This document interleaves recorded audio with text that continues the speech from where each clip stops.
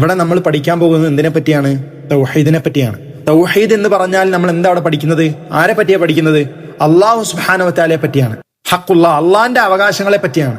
അതാണ് ഏറ്റവും ഏറ്റവും ശ്രേഷ്ഠതയുള്ള കാര്യങ്ങൾ. ഒരു അടിമയെ സംബന്ധിച്ചിടത്തോളം അവൻ ഏറ്റവും ആദ്യം അറിഞ്ഞിരിക്കേണ്ട കാര്യങ്ങൾ അതാണ്, അവന്റെ റബ്ബിനെ പറ്റി. കാരണം അവന്റെ ഖബറിൽ അവൻ ആദ്യം ചോദിക്കപ്പെടുന്ന ചോദ്യങ്ങളിൽ ഏറ്റവും ആദ്യമായിട്ട് പറയുന്നത് എന്താണ്? നമ്മൾ ആ ഹദീസിൽ കേൾക്കുമ്പോൾ എന്താണ്? മൻ റബ്ബുക, നിന്റെ റബ്ബ് ആരാണ്? അപ്പോ നമ്മുടെ റബ്ബിനെ പറ്റി പഠിക്കുന്ന ശാഖയാണെന്ത്? ഇൽമു തൗഹീദ്, തൗഹീദിന്റെ ശാഖ. ഹഫദകുമുല്ലാഹ്. അപ്പൊ ഈ തൗഹീദിന്റെ ഈ ശാഖ പഠിക്കുന്നതിന്റെ ഒരു 5 പോയിന്റുകളാണ് ഇവിടെ പറയാൻ ഉദ്ദേശിച്ചിട്ടുള്ളത്. 5 പോയിന്റുകളാണ് പറയാൻ ഉദ്ദേശിച്ചിട്ടുള്ളത്. ആദ്യത്തെ കാര്യം ഇൽമ് അല്ലെങ്കിൽ അഹമ്മിയത്തു തഅല്ലുമി തൗഹീദ് അല്ല അഖീദ എന്നും പറയാം. പൊതുവായിട്ട് അഖീദ പഠിക്കുന്നത്, വിശ്വാസ കാര്യങ്ങൾ പഠിക്കുന്നതിന്റെ പ്രാധാന്യം. 5 പോയിന്റുകൾ ഒട്ടനവധി ഉണ്ട്. ഇത് പറഞ്ഞ പോലെ ഇതിനായിട്ട് കിതാബുകൾ രചിക്കപ്പെട്ടിട്ടുണ്ട്. പക്ഷെ നമ്മൾ അതിൽ നിന്ന് 5 പോയിന്റുകൾ മാത്രം ഇവിടെ സൂചിപ്പിക്കുകയാണ്. ആദ്യത്തെ കാര്യം, ഇത് അമ്പിയാക്കളുടെ മാർഗം ഇതാണ്. അമ്പിയാക്കളുടെ ദഅവത്തിന്റെ മാർഗം ഇതാണ്.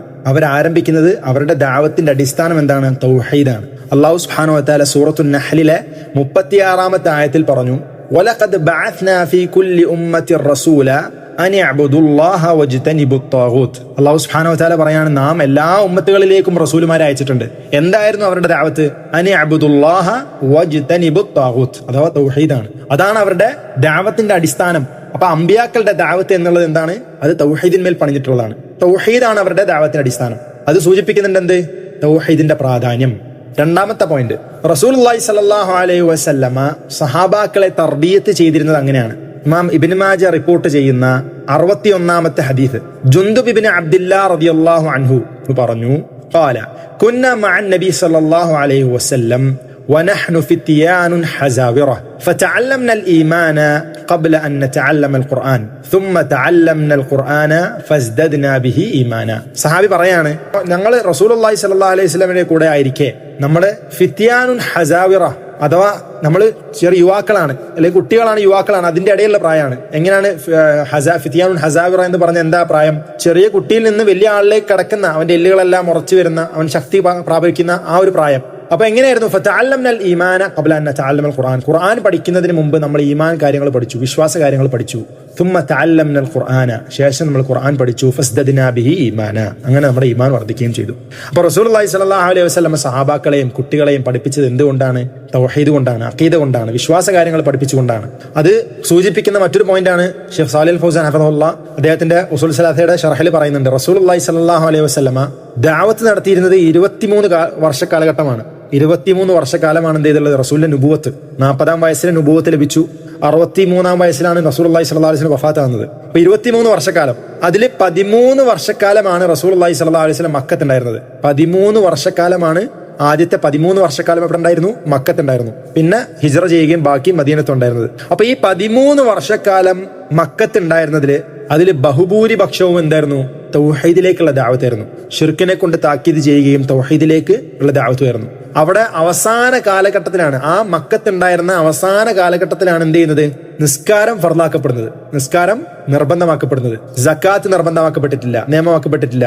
നോമ്പ്, ഹജ്ജ്, ഇതൊന്നും എന്ത് ചെയ്യപ്പെട്ടില്ല? ഫർളാക്കപ്പെട്ടിട്ടില്ല. അപ്പൊ ആലോചിച്ച് നോക്ക്, 23 വർഷക്കാലഘട്ടം ദഅവത്ത് ചെയ്തതിൽ 13 വർഷക്കാലത്തിൽ എന്ത് ചെയ്തിട്ടില്ല? നിസ്കാരം, സക്കാത്ത്, നോമ്പ് ഒന്നും വന്നിട്ടില്ല. അതൊക്കെ അവസാന കാലഘട്ടത്തിൽ 13ന്റെ അവസാനത്തിലാണ് എന്ത് വരുന്നത്? നിസ്കാരം തന്നെ വരുന്നത്. ഇസ്ലാം കാര്യങ്ങൾ 5-ൽ 2-ാമത്തെ കാര്യം നിസ്കാരം എന്നുള്ളത് തന്നെ ഇത്രയും വർഷങ്ങൾക്ക് ശേഷമാണ് നിർബന്ധമാക്കപ്പെടുന്നത്. അപ്പം തന്നെ ആ കാര്യം ചിന്തിക്കുമ്പോൾ തന്നെ മനസ്സിലാവും തൗഹീദിലേക്കുള്ള ദഅവത്തിന്റെ പ്രാധാന്യം എത്ര വലുതാണെന്നുള്ളത്. അത് നമ്മളെ ഓർപ്പിക്കും തൗഹീദ് നമ്മൾ എത്ര കണ്ട് പഠിക്കേണ്ടതുണ്ട്. അത്ര വർഷക്കാലഘട്ടം റസൂലുള്ളാഹി സ്വല്ലല്ലാഹു അലൈഹി വസല്ലം തൗഹീദിലേക്ക് ക്ഷണിക്കുകയാണ്. അമ്പിയാക്കളുടെ ദഅവത്തിന്റെ അടിസ്ഥാനം തന്നെ ഇതാണ്. 3-ാമത്തെ പോയിന്റ്, റസൂലുള്ളാഹി സ്വല്ലല്ലാഹു അലൈഹി വസല്ലം മരണപ്പെടുന്നതിന്റെ മുമ്പുള്ള വസിയത്തും ശിർക്കിനെ തൊട്ട് താക്കീത് ചെയ്തുകൊണ്ടാണ്. ഇത്രയും കാലഘട്ടം ദഅവത്ത് നടത്തിയിട്ട് റസൂലുള്ളാഹി സ്വല്ലല്ലാഹു അലൈഹി വസല്ലം മരിക്കുന്നതിന് മുമ്പ് പോലും എന്താ താക്കീത് ചെയ്യുന്നത്? എന്താ പറയുന്നത്? തൗഹീദിനെ പറ്റിയും ശിർക്കിനെ പറ്റിയുമാണ്. ആയിഷ റളിയല്ലാഹു അൻഹയുടെ ഹദീസിൽ, ഇമാം ബുഖാരി മുസ്ലിം റിപ്പോർട്ട് ചെയ്തിട്ടുള്ള ഹദീസ്, ഇമാം ബുഖാരിയുടെ അടുത്ത് 437-ാമത്തെ ഹദീസ്.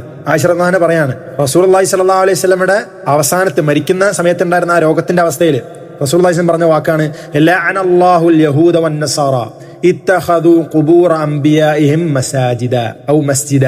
അല്ലാഹു സുബ്ഹാനഹു വ തആല യഹൂദികളെയും നസ്രാനികളെയും ശപിക്കട്ടെ, അവര് അവരുടെ അമ്പിയാക്കളുടെ ഖബറുകൾ മസ്ജിദുകളാക്കി എടുത്തു, സ്വീകരിച്ചു എന്ന് റസൂലുള്ളാഹി സ്വല്ലല്ലാഹു അലൈഹി വസല്ലം പറയാണ്. അപ്പൊ ഇത് എന്തിനെ സൂചിപ്പിക്കുന്നുണ്ട്? റസൂലുള്ളാഹി സ്വല്ലല്ലാഹു അലൈഹി വസല്ലം ആ അവസാന കാലഘട്ടത്തിലും എന്തിനാണ് പ്രാധാന്യം നൽകുന്നത്? തൗഹീദിലേക്കാണ് എന്ത് ചെയ്യുന്നത്, ക്ഷണിക്കുന്നത്. ഷിർക്കിനെ തൊട്ട് താക്കീത് ചെയ്യാണ്. അപ്പോഴും തൗഹീദും ഷിർക്കിനെ പറ്റിയും എന്താണ്, ദഅവത്ത് ചെയ്യാണ്. 4-ാമത്തെ പോയിന്റ്, റസൂലുള്ളാഹി സ്വല്ലല്ലാഹു അലൈഹി വസല്ലം ദഅവത്തിന് വേണ്ടി ആളുകളെ അയക്കുമ്പോൾ, സഹാബാക്കളെ ദഅവത്തിന് വേണ്ടി പറഞ്ഞയക്കുമ്പോൾ അവർക്ക് പറഞ്ഞു കൊടുക്കുന്നത് എന്താണ്, തൗഹീദിലേക്കാണ് ആദ്യം ക്ഷണിക്കേണ്ടത് എന്നാണ്. എന്താ തെളിവ്? ഇബ്നു അബ്ബാസ് റളിയല്ലാഹു അൻഹുമയുടെ ഹദീസ്, ഇമാം ബുഖാരി റിപ്പോർട്ട് ചെയ്തിട്ടുള്ള 1458-ാമത്തെ ഹദീസ്. റസൂലുള്ളാഹി സ്വല്ലല്ലാഹു അലൈഹി വസല്ലം മുആദ് റളിയല്ലാഹു അൻഹുവിനെ യമനിലേക്ക് ദഅവത്തിന് വേണ്ടി അയക്കുകയാണ്. അപ്പൊ പഠിപ്പിച്ചു കൊടുക്കുകയാണ് എന്തിലേക്കാണ് ആദ്യം ക്ഷണിക്കേണ്ടത്. ഇന്നക തഖ്ദുമു അലാ ഖൗമിൻ അഹ്ലി കിതാബ്, അഹ്ലു കിതാബിന്റെ അഥവാ വേദഗ്രന്ഥങ്ങളുള്ള ആളുകളിലേക്കാണ് നീ പോകുന്നത്. ഫൽയകുൻ അവ്വല മാ തദ്ഉഹും ഇലൈഹി ഇബാദത്തുല്ലാഹി അസ്സ വജൽ. അപ്പൊ നീ ചെന്നിട്ട് ആദ്യം ക്ഷണിക്കേണ്ടത് എന്താണ്, അള്ളാഹിന്റെ ഇബാദത്തിലേക്കാണ് എന്ന് റസൂലുള്ളാഹി പറയാണ്. മറ്റൊരു വിവാദത്തിൽ കാണാം, ഇലാ അൻ യുവഹിദുല്ലാഹ തആല, അവർ അള്ളാഹിനെ ഏകപ്പെടുത്തുന്നതിലേക്കാണ് നീ അവരെ ക്ഷണിക്കേണ്ടത് എന്ന് പറയാണ്. അപ്പൊ ഒരു ദാഇയെ സംബന്ധിച്ചിടത്തോളം അവൻ ദഅവത്ത് ആരംഭിക്കേണ്ടത് തന്നെ എന്തിലേക്കാണ്, തൗഹീദിലേക്കാണ്. ഒരു മുസ്ലിമിനെ സംബന്ധിച്ചിടത്തോളം അവൻ ഏറ്റവും ആദ്യം അറിഞ്ഞിരിക്കേണ്ട കാര്യങ്ങൾ എന്താണ്, തൗഹീദിന്റെ അടിസ്ഥാനങ്ങളാണ്. കാരണം അതാണ് എന്ത് ചെയ്യുന്നത്, ഒരുവനെ സ്വർഗത്തിലേക്ക് പ്രവേശിപ്പിക്കുന്നതും അതിൽ തെറ്റിപ്പോകുമ്പോഴാണ് എന്ത് ചെയ്യുന്നത്, ഒരുവൻ നരകത്തിലേക്ക് ചെന്ന് വീഴുന്നതും. ഈ ദുനിയാവ് തന്നെ അല്ലെങ്കിൽ ഈ കാണുന്ന സൃഷ്ടികൾ മുഴുവൻ തന്നെ സൃഷ്ടിക്കപ്പെട്ടുള്ള എന്തിനാണ്, ഈ തൗഹീദ് സ്ഥാപിക്കാനാണ്. വമാ ഖലഖതുൽ ജിന്ന വൽ ഇൻസ ഇല്ലാ ലിയഅ്ബുദൂൻ, അള്ളാഹനെ മാത്രം ആരാധിക്കുക എന്നുള്ള ലക്ഷ്യത്തിന് വേണ്ടിയാണ് എന്ത് ചെയ്തിട്ടുള്ളത്, മനുഷ്യനും ജിന്നും എല്ലാം സൃഷ്ടിക്കപ്പെട്ടിട്ടുള്ളത്. അപ്പൊ നമ്മൾ എന്ത് ചെയ്യേണ്ടതുണ്ട്, എന്താണ് തൗഹീദ് എന്ന് നമ്മൾ പഠിക്കേണ്ടതുണ്ട്, അറിയേണ്ടതുണ്ട്. 5-ാമത്തെ പോയിന്റ് ഇതാണ് അവസാനമായിട്ട് സൂചിപ്പിക്കാൻ ഉദ്ദേശിച്ചിട്ടുള്ളത്. എന്താണ്, ഇസ്ലാഹുൽ ഖൽബ്. അഖീദ കൊണ്ട് എന്ത് ചെയ്യുക, വിശ്വാസ കാര്യങ്ങൾ കൊണ്ട് അവന്റെ കൽബിനെ നന്നാക്കുക എന്നുള്ളതാണ്. അവന്റെ സ്വന്തം കൽബിനെ എന്ത് ചെയ്യുക, അവൻ ശുദ്ധീകരിക്കുക. നുഅമാൻ ഇബ്നു ബഷീർ റളിയല്ലാഹു അൻഹുവിന്റെ ഹദീസ്, മുത്തഫഖുൻ അലൈഹിയുള്ള ഹദീസാണ്. നുഅമാൻ ഇബ്നു ബഷീർ റളിയല്ലാഹു അൻഹുവിന്റെ ഹദീസ്, ഇമാം ബുഖാരി റിപ്പോർട്ട് ചെയ്യുന്ന 52-ാമത്തെ ഹദീസ്. അതിലുള്ള വാചകമാണ് റസൂലുള്ളാഹി സ്വല്ലല്ലാഹു അലൈഹി വസല്ലം ഹദീസിൽ പറഞ്ഞിട്ടുള്ള കാര്യമാണെന്ത്, അലാ വ ഇന്ന ഫിൽ ജസദി മുദ്ഗ ഇദാ സലുഹത് സലുഹൽ ജസദു കുല്ലു വ ഇദാ ഫസദത് ഫസദൽ ജസദു കുല്ലു അലാ വഹിയൽ ഖൽബ്. ശരീരത്തിൽ എന്തുണ്ട്, ഒരു ഇറച്ചി കഷ്ണമുണ്ട്. അത് നന്നായാൽ അവന്റെ ശരീരം മുഴുവൻ നന്നാകുന്നതാണ്. അത് കേടായാലോ അവന്റെ ശരീരം മുഴുവൻ കേടാകുന്നതാണ്. അലാ വഹിയൽ ഖൽബ്, അത് അവന്റെ കൽബാണ്. അപ്പൊ അവന്റെ കൽബ് നന്നാവണമെങ്കിൽ അതിലേക്ക് എന്ത് പ്രവേശിക്കേണ്ടതുണ്ട്, ഈമാന്റെ പ്രകാശം പ്രവേശിക്കേണ്ടതുണ്ട്. അവന്റെ അഖീദ വിശ്വാസ കാര്യങ്ങൾ നന്നാക്കേണ്ടതുണ്ട്. അവന്റെ കൽബ് നന്നായാലേ അവന്റെ പ്രവൃത്തിയും സംസാരവും നന്നാവുകയുള്ളൂ. അവന്റെ കൽബ് മോശമായാൽ എന്താ അവസ്ഥ, അവന്റെ സംസാരവും പ്രവൃത്തികളും എല്ലാം മോശമാവും. അപ്പൊ ഇതെല്ലാം എന്ത് സൂചിപ്പിക്കുന്നുണ്ട്, ഈ പറഞ്ഞ പോയിന്റുകളെല്ലാം എന്തിലേക്കാണ് ഉദ്ദേശിച്ചിട്ടുള്ളത്, നമ്മൾ തൗഹീദ് പഠിച്ച് ആരംഭിക്കേണ്ടതുണ്ട്. അതിന്റെ പ്രാധാന്യം നമ്മൾ തിരിച്ചറിയണം. ലാ ഇലാഹ ഇല്ലല്ലാഹ് എന്ന കലിമത്തു തൗഹീദിന്റെ അർത്ഥം, അതിന്റെ അർത്ഥ തലങ്ങൾ നമ്മൾ പഠിക്കേണ്ടതിന്റെ പ്രാധാന്യമാണ് ഇവിടെ സൂചിപ്പിച്ചത്.